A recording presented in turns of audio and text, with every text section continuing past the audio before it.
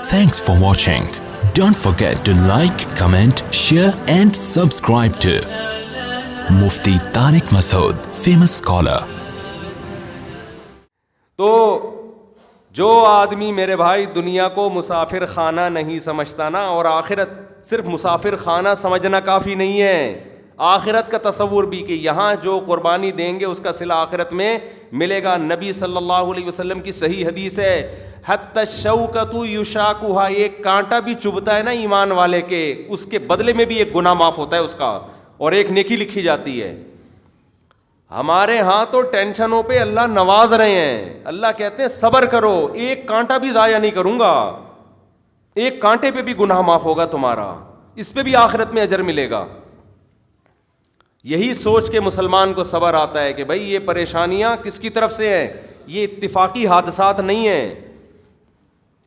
اتفاق سے کچھ بھی نہیں ہوتا اس دنیا میں, جو ہوتا ہے اللہ کے حکم سے ہوتا ہے. یوسف علیہ السلام کے بھائیوں کو اتفاق سے حسد ہوا, شیطان نے ورغلایا, کنویں میں ڈالا, پھر کنویں سے بازاروں میں فروخت ہوئے. یہ سارے کام اگر یوسف علیہ السلام یہ سمجھ رہے ہوتے نا اتفاق سے ہو رہے ہیں, تو پھر یوسف علیہ السلام کو صبر نہیں آتا. وہ کہہ رہے تھے میرے اللہ کی میرے ساتھ یہی مرضی ہے, بس میں اسی پہ خوش ہوں.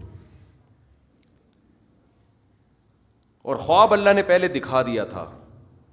خواب کیا آ رہا ہے کہ 11 ستارے سجدہ کر رہے ہیں, حالات خواب کتنے اچھے اچھے آ رہے ہیں, اور حالات کیا ہو رہے ہیں, کنویں میں جا رہے ہیں, مصر کے بازاروں میں فروخت ہو رہے ہیں, جھوٹی تہمتیں لگ رہی ہیں, اس میں بری ہو کے بھی جیل میں جا رہے ہیں.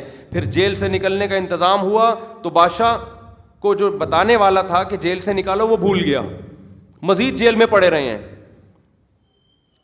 تو اگر ہم اور آپ میں سے کوئی ہوتے, ہم کہتے یار پتہ نہیں, یا تو مذہبی ہوتے تو کہتے کسی نے کچھ کیا ہوا ہے ہمارے اوپر. اگر مذہب کو نہیں مانتے تو ہم کہتے یار یہ اتفاق سے بندر سے جب ہم یہ بن سکتے ہیں تو یہ بننے کے بعد اتفاق سے کنویں میں بھی جا سکتے ہیں, کنویں سے نکل بھی سکتے ہیں. اتفاق تو ہوتے ہیں لوگوں کے ساتھ, بازاروں میں فروخت بھی ہو سکتے ہیں, جھوٹی تہمتیں بھی لگتی ہیں, اس سے بری بھی ہوتے ہیں, اور پھر بھی جیل بھی چلے جاتے ہیں. پھر جیل سے جب نکلنے کا انتظام ہو تو جس کم وقت کو بتایا تھا نکلوا دے وہ بھول بھی سکتا ہے. سب چیزیں اتفاق سے ہو کہ ڈپریشن میں جا جا کے آدمی اپنے سر کو دیواروں سے مارے گا, پھر یار یہ کیا ہو رہا ہے, یہ نکل کیوں نہیں رہا میں. ادھر یوسف علیہ السلام جیل میں بھی اطمینان کے ساتھ, میرے رب کی مرضی میرے ساتھ یہی ہے.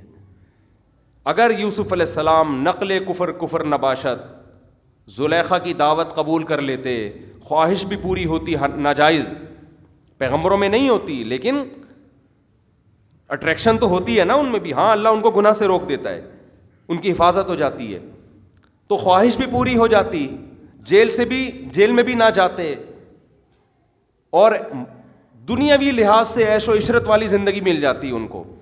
لیکن وہ کیا کہہ رہے ہیں, مجھے رب السجن احب الی مما یدعوننی الی, اے اللہ جیل کی زندگی مجھے اس زنا سے زیادہ محبوب ہے جس کی طرف یہ مجھے بلا, میں جیل جانا پسند کر لوں گا. کیوں؟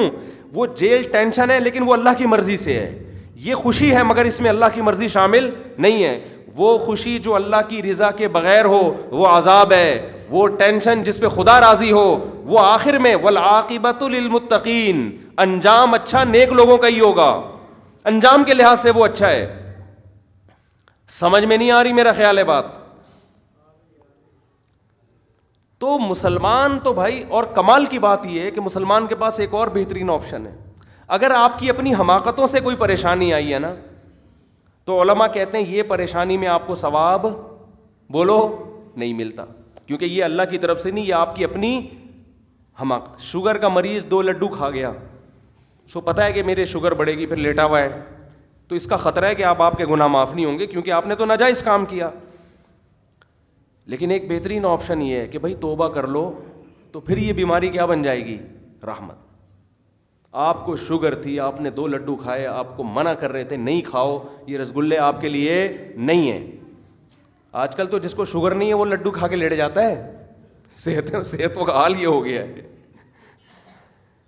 لیکن آپ نے غلطی کی اور لڈو کھا کے آپ لمبے ہو گئے. اب آپ کو خیال آ رہا ہے یار اس شوگر پہ تو مجھے, اس ٹینشن پہ تو مجھے ثواب نہیں ملے گا کیونکہ یہ تو میری اپنی ہاتھوں کی پیدا کردہ ہے. توبہ کر لو, اے اللہ میں نے جو یہ 2 لڈو کھائے تھے, مجھے دیکھو توبہ صرف گناہوں سے نہیں ہوتی, لڈوؤں اور رسگلوں پہ بھی ہوتی ہے, خوب سمجھ لو, کیونکہ وہ بھی ناجائز کھانا گناہ ہی ہے. آپ کہہ رہے ہوں گے یار توبہ کروانی ہے تو مفتی صاحب کچھ کسی اور گناہ سے کروا لو, لڈو سے کیوں؟ شوگر کے مریض اگر لڈو کھا رہا ہے, اس کو پتہ ہے کہ نقصان ہوگا, تو یہ اس کا مطلب گناہ ہی کر رہا ہے یہ. فقہا نے تو یہاں تک لکھا ہے کہ جو لقمہ آپ کو سیر کر دے اور اب پتہ ہے کہ یہ والا لقمہ ٹینشن کے علاوہ کچھ نہیں دے گا. دیکھو جب دعوت میں ہم کھاتے ہیں تو ہمارا معدہ ایک وقت میں آ کے بتا دیتا ہے بس اب مزید کی ضرورت نہیں ہے, فل ہو گیا, جتنی طاقت تجھے چاہیے نا کمپیوٹر کے کی بورڈ پہ انگلیاں چلانے کے لیے, اتنی طاقت تجھے 6 پراٹھوں سے حاصل ہو گئی ہے. میں اس لیے کہہ رہا ہوں کہ پراٹھے تو اتنے کھائے جا رہے ہیں اور ایکسرسائز یہ ہو رہی ہے بس یہ. تو اس کے بعد جب آپ مزید لقمہ کھاتے ہو تو بعض فقہا نے لکھا یہ ناجائز ہے, اس لیے کہ اب یہ سوائے نقصان کے کچھ بھی نہیں دے گا. تو اپنے آپ کو ہلاکت میں ڈالنا کہاں سے جائز ہو گیا بھائی؟ تو قرآن میں اللہ نے منع کی اپنے آپ کو ہلاک مت کرو, اپنی قبر اپنے ہاتھوں سے مت کھودو, دوسرے کھود کے قبر میں ڈال دیں وہ ٹھیک ہے, خود نہیں قبریں کھودو اپنی. تو اب جو شخص بھی یہ کام کر رہا ہے اگر اس کو احساس ہو گیا کہ یار میں نے غلط کیا تو اب توبہ کر لے. یہ بیماری جو اللہ کی طرف سے عذاب تھا, یہ عذاب کیا بن جائے گا توبہ کے بعد؟ رحمت بن جائے گا. ہمارے حضرت کے پاس ایک خاتون کا کیس آیا, وہ جب بلوغت کی دہلیز پہ قدم رکھا, بہت ان کے رشتے آئے شادی کے لیے بہت, لیکن انہوں نے ریجیکٹ کیا. ابھی ایجوکیشن جیسے آج کل لبرل خواتین کر رہی ہوتی, نہیں جی ایکچولی ماں باپ بھی کہہ رہے ہوتے ہیں ایکچولی بچی کو ہم نے یہاں تک پڑھانا ہے ایجوکیشن, اور وہ ٹوپی ڈرامے چلا کے. ایجوکیشن کے ہم خلاف نہیں ہیں, لیکن ایجوکیشن کی وجہ سے نکاح سے روکو گے تو برباد کر دیا آپ نے اپنی بچی کو, کیونکہ مرد لڑکی میں ایجوکیشن بعد میں دیکھتا ہے, اس میں اٹریکشن پہلے دیکھتا ہے. بعض لوگوں کو آدمیوں میں اٹریکشن ہوتی ہے, وہ لوگ ہیں جن کی فطرت اللہ نے مس کر دی. دنیا میں اللہ کا ان پر عذاب ہوتا ہے, ورنہ مرد کو کبھی کسی مرد کی طرف رغبت نہیں ہوتی. جانوروں میں ایسا نہیں ہوتا. یہ تو گدھا بھی یہ کام نہیں کرتا جو آج کل ہومو سیکشولیٹی کے نام پر دنیا میں ایک فحاشی کو پھیلایا جا رہا ہے. تو مرد عورت میں اٹریکشن دیکھتا ہے, ایجوکیشن اس کے بعد. لیکن اب کیا ہوتا جو آج کل لڑکیوں میں ہو رہا ہے کہ نہیں جی پڑھنا ہے, ماسٹر کرنا ہے, پھر پی ایچ ڈی کرنا ہے, پھر اسٹیبل ہونے کے بعد کہیں دیکھیں گے.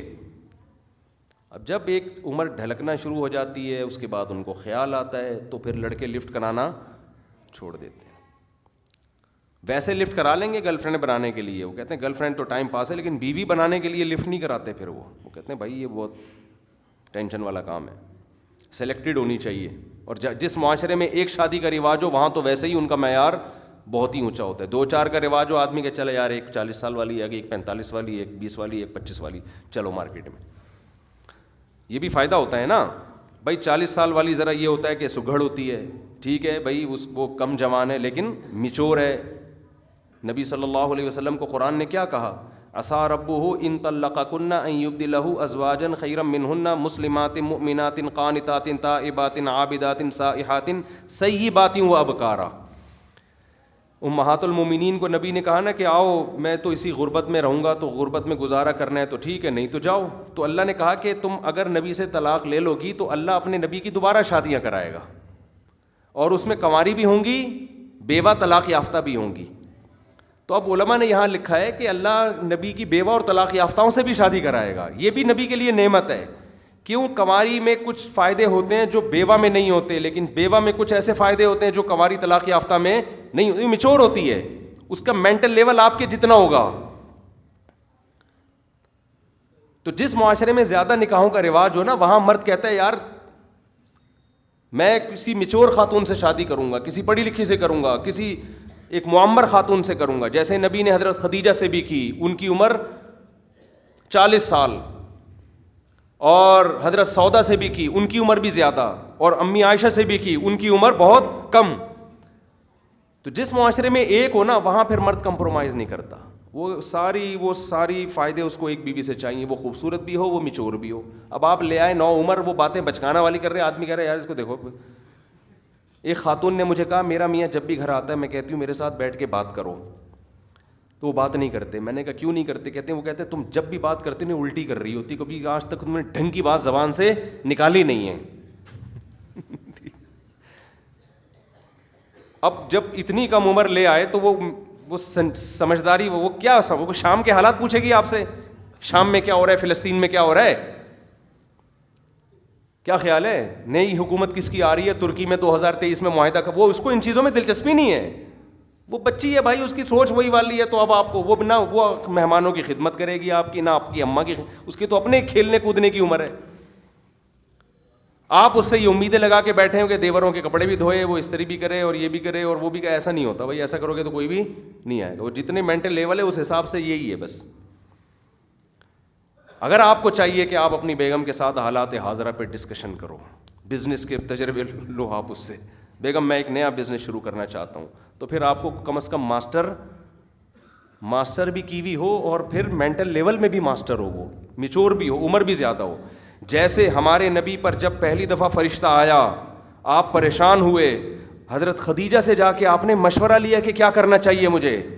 وہ میچور تھیں, وہ قوم کی سرداروں میں سے تھیں, وہ ان کی ایج تھی, انہوں نے دنیا دیکھی تھی. انہوں نے سب سے پہلے کہا کہ میں اپنے, کیا نام تھا ان کا, ورقہ ابن نوفل, ان کے پاس آپ کو لے کے جاؤں گی, تورات کے بڑے عالم ہیں, وہ تورات میں دیکھ کے بتائیں گے کہ یہ کیا ہے, یعنی وہ عالم ہے نا, عالم بتا سکتا ہے. اسی وجہ سے نبی کو حضرت خدیجہ کے دنیا سے جانے کا جتنا افسوس ہوا, اتنا افسوس کسی اور کے جانے کا نہیں ہوا, کیونکہ ہر غم میں حضرت خدیجہ نے آپ کا ساتھ دیا ہے, ہر غم میں, مالی لحاظ سے بھی سپورٹ کیا, سب سے پہلے ایمان بھی لے کر آئیں اور تسلی دی آپ کو. تو یہ جو ایک بار بار میں ٹاپک چھیڑتا ہوں نا, خود ہی چھیڑ رہا ہوتا ہے آج کل, یہ آٹومیٹک ہو گیا ہوں میں اس پہ, ٹھیک ہے نا, آٹومیٹک موڈ پہ آ گیا ہوں میں, گھوم پھر کر وہ خود بخود آ جاتا ہے, آپ کو دیکھ کے آ جاتا ہے بس. یہ تو یہ اسی وجہ سے ہے کہ جب ایک ہے تو پھر رشتوں میں مشکلات تو ہوں گی بھائی, پھر تو ہر آدمی کا معیار بہت اونچا ہوگا. تو اس کا نتیجہ, تو وہ ہمارے حضرت کو کسی نے کہا کہ بھائی میری بیٹی تھی, ہم نے شادی نہیں کی, وہ ایجوکیشن پڑھا پڑھو کہ اب اتنی عمر ہو گئی ہے, اب رشتے ہی نہیں آ رہے, اب ہم ٹینشن میں, ڈپریشن میں, اسٹریس میں. تو حضرت نے فرمایا یہ جو آپ کو سزا ملی ہے نا, یہ آپ کی اپنی حماقت ہے, یہ اللہ کی طرف سے نہیں ہے. اور وہ تو اس سے تو انسان اور ڈپریشن میں جاتا ہے کہ یار اس ٹینشن میں ثواب بھی نہیں مل رہا ہے. فرمایا آپ توبہ کر لو, تو اب اس ٹینشن میں اللہ شوہر دے نہ دے, ثواب بہرحال دے گا, ٹھیک ہے نا. توبہ کر لو, باپ بھی توبہ کرے, لڑکی بھی توبہ کرے, بھائی ہم سے غلطی ہوئی ہے, توبہ استغفار کرو. اب کیا ہوگا, اب یہی آزمائش گناہوں کے معافی کا ذریعہ بن جائے گی. آپ کہہ سکتے ہیں اس توبہ کرنے سے رشتے آنے شروع ہو جائیں گے. خوب سمجھ لو, دنیا کے اصول, اللہ کا قانون یہ ہے, آخرت کے اصول کچھ اور ہیں, دنیا کے اصول کچھ اور ہیں. دنیا کا اصول یہ ہے کہ جو کامیابی کے اسباب اختیار کرے گا دنیا میں کامیابی اس کو ملے گی. آخرت کے اصول یہ ہیں کہ جو آخرت کی کامیابی کے اسباب اختیار کرے گا آخرت میں اس کو ملے گی. آخرت کی کامیابی کا سبب ہے گناہوں سے توبہ, وہ آپ نے کر لی, آخرت میں کامیابی ہو جائے گی. دنیا میں کامیابی کا سبب صرف توبہ نہیں ہے, دنیا میں کامیابی کا سبب یہ ہے کہ جب آپ کی بچی کے رشتے آ رہے تھے اس وقت ہاں کرنی چاہیے تھی, دیر کر دی, اب اللہ کی مشیت پر ہے, ہو بھی سکتا ہے اور نہیں بھی ہو سکتا, زیادہ تر کا تو نہیں ہوتا. سمجھ میں نہیں آ رہی بات؟ تو حضرت نے فرمایا اب آرام سے بیٹھ جائیں, کوئی اللہ کرا دے اچھا تو ٹھیک ہے, نہیں تو صبر کریں, اسی میں امید رکھیں اللہ خیر کا انتظام کر دے گا. بس